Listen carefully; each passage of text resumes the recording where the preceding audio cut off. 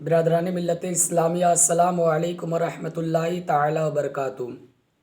الصلاۃ والسلام علیک یا رسول اللہ، الصلاۃ والسلام علیک یا نبی اللہ، الصلاۃ والسلام علیک یا حبیب اللہ، وعلی آلک و اصحابک یا شفیعنا یوم الجزاء صلی اللہ تعالی علیہ وسلم۔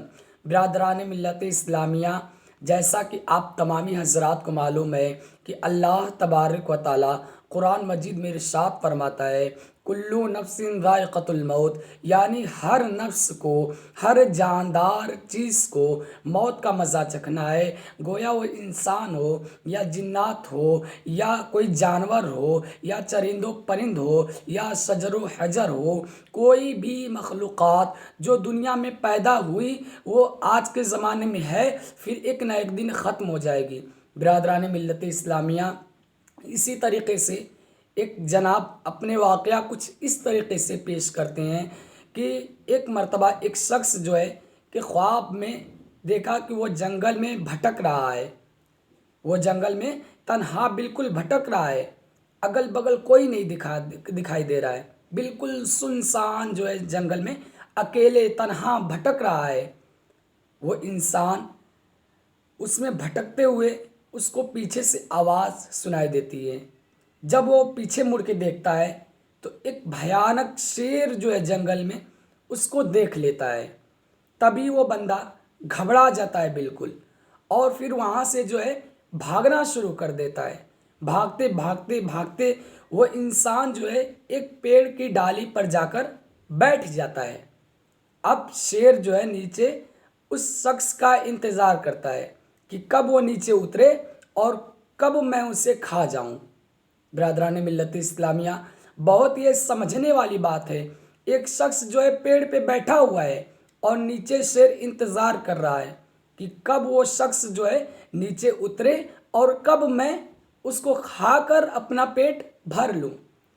اور اتفاق سے جس ڈالی پہ وہ بیٹھا تھا اس ڈالی کے جسٹ نیچے جو ہے ایک پرانا جو ہے کنواں تھا، بہت پرانا کنواں تھا، جس میں ایک خوب بڑا، بہت بڑا جو ہے سانپ بیٹھا ہوا تھا، اژدہا بیٹھا ہوا تھا۔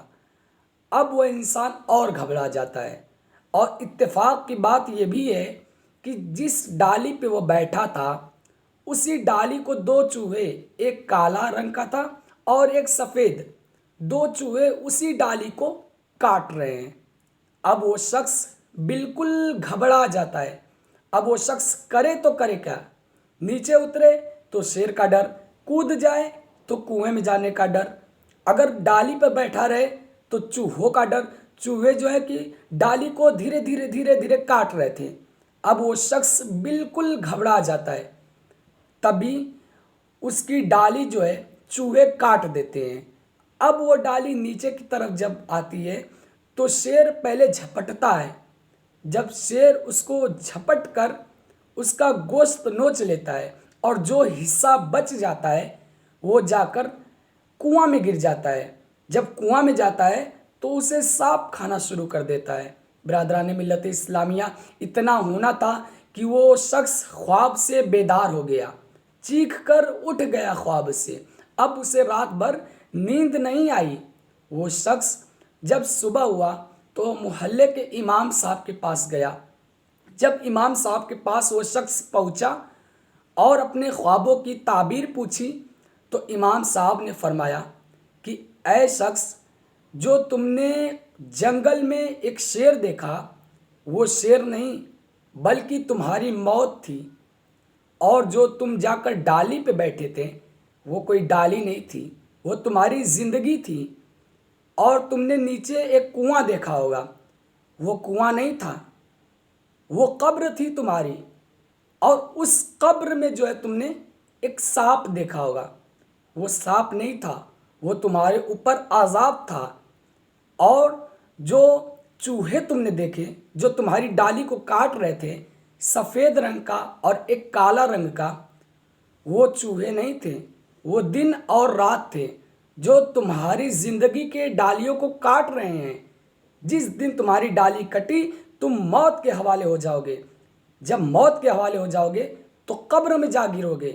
جب تم قبر میں جا گرو گے تب تمہارے اوپر، اگر تم مسلمان اچھا عمل والے رہو گے تو تمہیں قبر میں دنیا سے زیادہ سکون ملے گا، لیکن اگر تم گناہ گار رہو گے تو اسی قبر میں جو صاف دکھائی دے رہا تھا وہی عذاب بن کر پھر انسان کو پریشان کرنا شروع کر دے گی۔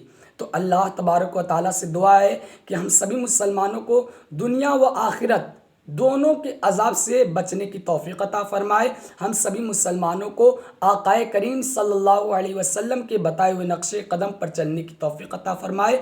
وآخر دعوایا ان الحمد للہ رب العالمین۔